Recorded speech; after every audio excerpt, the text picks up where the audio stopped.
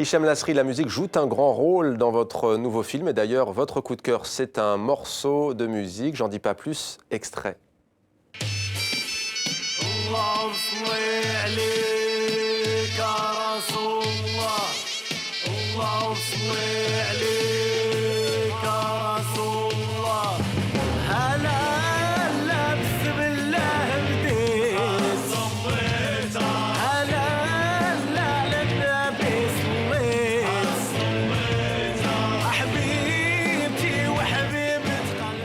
Voilà, Vénus Kourigata demande que voit-on à l'image. Ce sont des beignets. Ils sont très très imposants, Hicham Lasri, il faut le dire.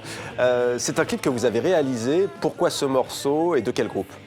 En fait, c'est un morceau c'est une reprise par Oba Oba Spirit, que je salue au passage, qui pour moi sont les plus grands musiciens actuels au Maroc, mais qui n'ont pas assez de visibilité, ou en tout cas, parce qu'ils sont à la fois abrasifs, rock, nihiliste, punk, bordélique, tout ça en même temps.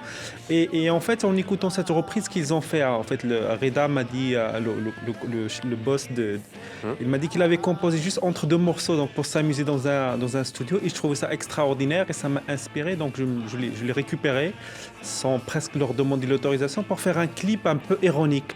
D'ailleurs, c'est plus un court-métrage qu'un clip, d'ailleurs. Ouais. Ça commence avec Donald Trump et qui se poursuit avec cette idée-là de shfinch, de pain. En fait, pour raconter l'idée. En fait, le morceau parle de zmeta, qui est en fait une sorte de gâteau marocain typique. Et aussi, ça joue sur la contraction de zmet, qui est l'oppression. L'oppression aussi, oui. Donc, et d'ailleurs, Oba Oba Spirit, il en est question. Votre titre est inspiré d'un fameux discours de Tariq Ibn Ziyad, héros arabe musulman, qui a traversé le détroit à la conquête de l'Andalousie. Vous aimez donc la chanson du groupe marocain Oba Oba Spirit, qui dit que Tariq Ibn Ziyad est le premier voyageur clandestin. Cécile Oumani, votre coup de cœur? Alors, c'est un roman de Asle Erdogan, La ville dont la cape est rouge. Il se déroule à Rio.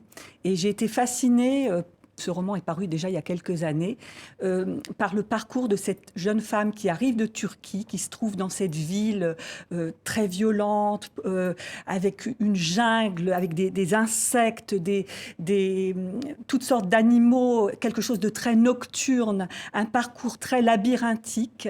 Et cette jeune femme s'appelle Özgür. Il y a même un labyrinthe dans l'écriture, parce que Özgür, il y a un décalage avec une romancière qui s'appelle et un jeu un petit peu avec Orphée, Eurydice. C'est un très très beau roman. Asle Erdogan est en prison depuis le 16 août dernier. J'ai appris ce matin qu'on lui a donné le prix Tucholsky, c'est le pen club suédois.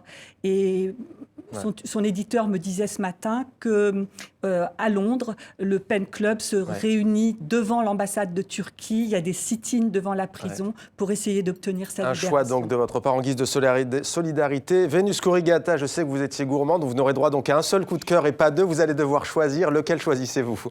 Un seul. Allez. Alors, Leila Slimani. Laissez-moi dire aussi, Hiyam Yared pour Tout est halluciné. Tout est halluciné. Magnifique. Et Leila Slimani qu'on a reçue la semaine dernière pour Chanson douce. Extraordinaire, mais un livre violent qui commence d'une manière très violente. Une nounou qui tue les deux enfants qu'elle adore. Elle en parlait ici. Mais on comprend très bien pourquoi, parce qu'il y a un cheminement dans le déni de soi, dans l'oubli de soi, l'amour de ces gens qu'elle sert, et après elles se sont rejetées. Et ce qui n'exclut pas, ce qui ne console pas. Eh bien voilà, vous avez donné vos deux coups de cœur.